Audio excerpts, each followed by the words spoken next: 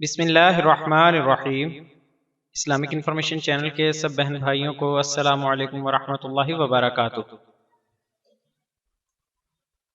مسنون دعائیں۔ اپنے لیے آسمانوں کے دروازے کھلوائیں۔ رسول اللہ صلی اللہ علیہ وآلہ وسلم نے فرمایا، جو بندہ دل کے اخلاص سے کہے لا الہ الا اللہ، اس کے لیے لازماً آسمانوں کے دروازے کھل جائیں گے، یہاں تک کہ وہ کلمہ عرش الہی تک پہنچے گا، بشرطی کہ وہ آدمی کبیرہ گناہوں سے بچتا رہے۔ جامع ترمذی کتاب الدعوات حدیث نمبر 3590۔ مزید اسلامی معلومات حاصل کرنے کے لیے ہمارے چینل کو سبسکرائب کریں اور آنے والی ویڈیو سے باخبر رہنے کے لیے بیل آئیکن پریس کریں۔ شکریہ۔